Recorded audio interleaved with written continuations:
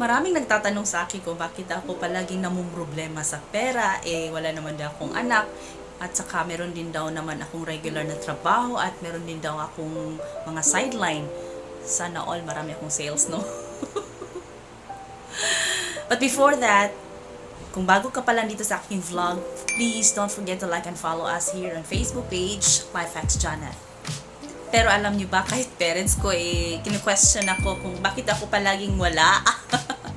Kung alam na nila kung gaano kasakit sa damdamin. Kapag tuwing meron silang hinhingin sa akin, wala akong mabigay.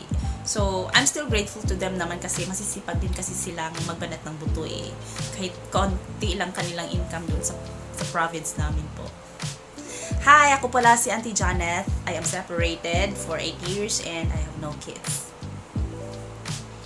Anyways, sa kabilang dako, alam nyo ba na napapaisip din ko kung bakit ako palaging ganito. Parang na-immune na ako sa ganitong sistema Kahit noon pa man nung ako'y isang OFW sa Taiwan, that was during my 20s, and now I'm running 48, ganito pa rin ang pinapasan ko. Talagang may mali na sa sistema ko Ganito kasi tayo.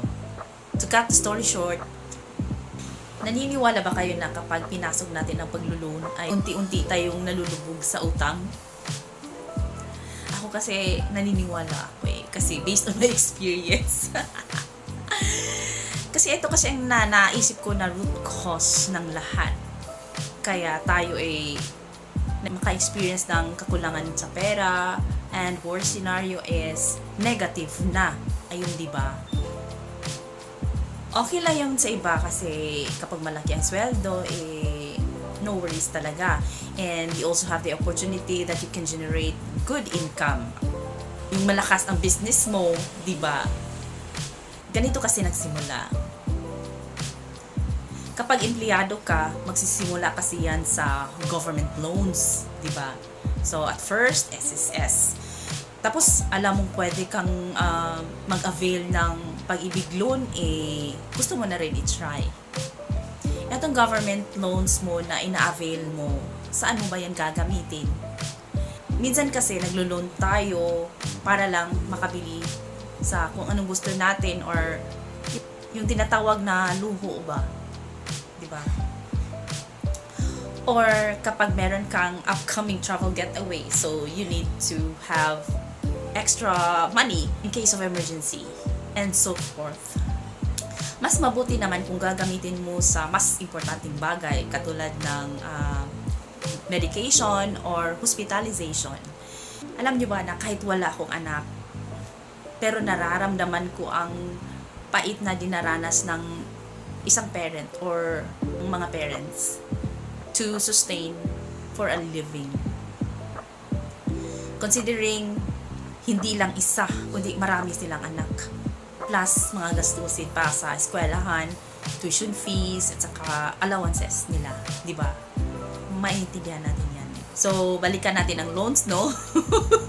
Hanggang sa umabot ka na sa point na gusto mo na mag-halfway dahil there is unexpected happening sa financials mo. Or merong emergency situation na kailangan mo nang mag-reloan. So, this is part of life. Another one. Dahil importante ang may sariling bahay rather than renting, so mag-avail ka ng housing loan. Sa Pag-ibig man yan o sa bangko. Hanggang sa kailangan mo nang bumili ng mga gamit para sa bahay. Marami yan Tapos, maswerte ka dahil pwede ka nang mag-car loan. Ayun, na-approve ka. Hanggang sa hindi mo inaasahan ang pangyayari sa buhay mo, biglang nag-down ang business mo. Or nawalan ka ng trabaho. Or nawalan ka ng extra panghanap buhay. Ayun, problema talaga. Nabanggit ko ito on my previous vlog about the quote, live within your means. Ano po yun? Ano po ito? To live within your means is that you will spend each month less than or at least equal to the amount of money you bring each month. Kaya doon po pumasok ang problema. Kasi hindi mo na inaasahan or parang nagpapatong-patong na kasi yung mga loans mo or meron ka pang other financial institution na kinukuhanan ng pera, iyon po. Alright, so hanggang dito lang muna ako until my next vlog. Thank you so much for watching. Please don't forget to like and follow us here on Facebook page, LifeHacksJoneth, and also my YouTube channel. Thank you so much for watching again. God bless everyone and stay safe.